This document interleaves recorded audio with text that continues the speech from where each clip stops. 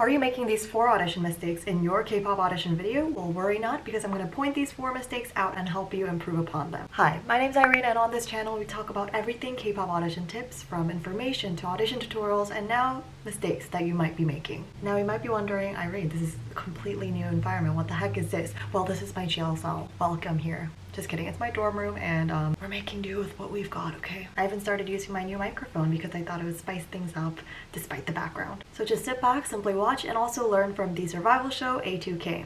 Now, I've already made a video on A2K before, which covered episodes 1 to 3. It was very detailed, but in this video, we're going to analyze everything as a whole and just really learn from what the contestants went through and their experiences. At the end, I'll also be sharing my personal opinions on the final lineup of Vicha, so stick to the end. Disclaimer, although all of these points derive from JYP's values, they do go hand in hand with other companies and they are quite applicable. So mistake number 1, stage presence. Lacking stage presence is such a common issue for beginners, and a lot of people tend to underestimate the value of having stage presence. And I think the perfect example for this would be Gina, of course. She's well-rounded, she can sing, she can dance, she's super stable, but she lacks stage presence and having a connection to the viewers. Now, according to JYP, she never looked loose and free on the stage and was mainly expressionless, and also didn't look like she was truly enjoying herself in her performances.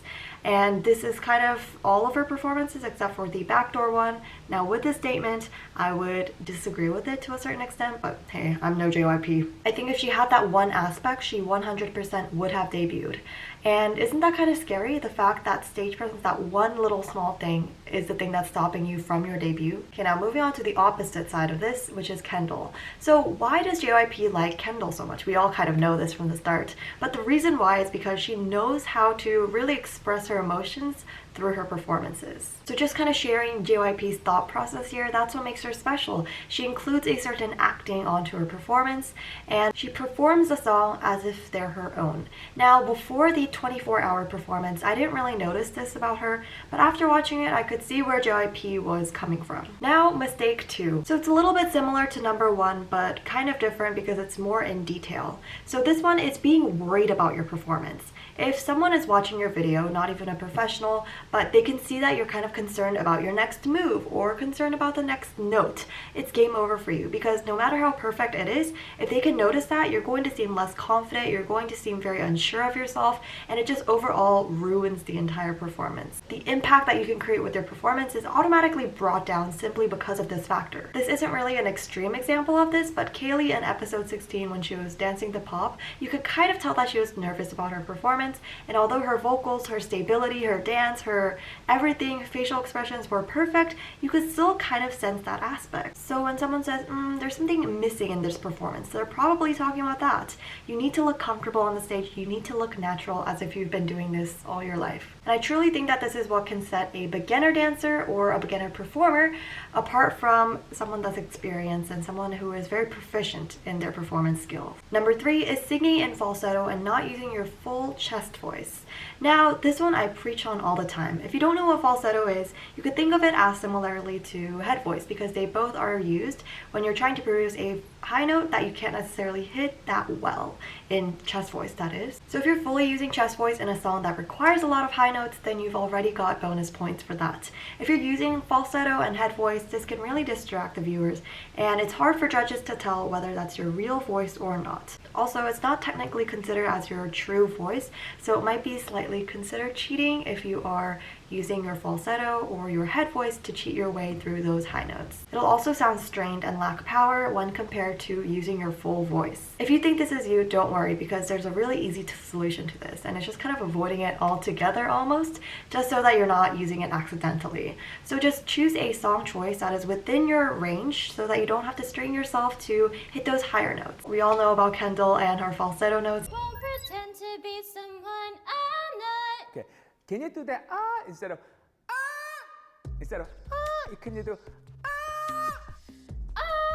And I think that just kind of showcases the significance of using your chest voice. A lot of people don't notice that. A lot of people don't even know what the difference between chest voice and head voice is, but it is really, really important. And also, I do have a shorts video that explains the difference between the two, and also including mixed voice. So the difference between the 3 actually. So watch those if you are curious about what I'm talking about essentially. And in the individual performance ranking in Korea, you could tell that Kaylee and Christina were actually praised for using their chest voice even in a really high note and also dancing at the same time. So using that can also give you more bonus points using your chest voice, that is. So lastly, number 4 is bigger movements.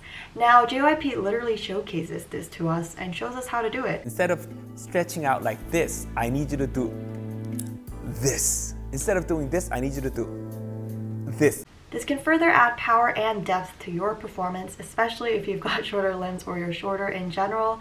This is most definitely important for you. And even if you're on the taller side, this still is applicable. And I think a singing alternative to this would actually be to sing your lines fully to the end.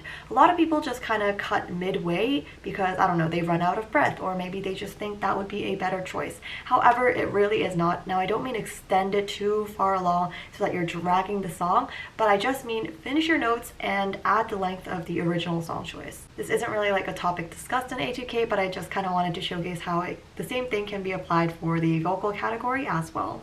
Now finally, I'm going to be talking about my personal opinions on the final lineup. Now if you guys, I guess I never told you guys, my biases were Gina, Kaylee, and also kind of Lexus as well. None of you guys, no, did someone guess it? I don't really recall it. It's been a while, it's been like a month or so. But anyway, I was really upset that firstly, Yuna got eliminated. I was actually in tears, and although I completely understand why JYP eliminated her, I really did not understand Gina and Christina. And I think one reason that could be contributed to that is because the Western, I don't know, entertainment side kind of prefers a girl group or a group with less members. It's kind of different from K-pop in that sense because it's a little bit overwhelming, right? But still, Gina, are you kidding me? I 100% thought that she would debut. I was really upset, and I hope there are more opportunities for her, and I hope to see her on the stage once more. Although she did come out with a solo song, but I'm not sure if that she's focusing on K-pop or more of her solo music career in the Western side of things. It's also just really heartbreaking seeing that she really did pour all of her efforts into the show, and she never really lacked anything significant. Of course, like a bit of stage presence, but still, it could have definitely added something to, like, her energy could have added something different to the group. And I think a similar thing with Christina. You know, she's not my biases or anything, but she really has a great stage presence. It's a little bit different from Gina, maybe the opposite. I guess the only thing that lacks about her is maybe her vocals, but still, there are some people in the group that still have not so perfect vocals and they're still in there. But Christina really adds a really strong energy to her performances, and you can see that she really enjoys being on the stage. So it's definitely a loss for JYP. Anyway, that's my full-on analysis on A2K. There definitely could have been some more details that I could have talked about, but then this video would end up being too long. So let me know what you'd like to see in the next video if you guys want some simple talks like this. And I'll see you guys in the next video. Thanks for watching.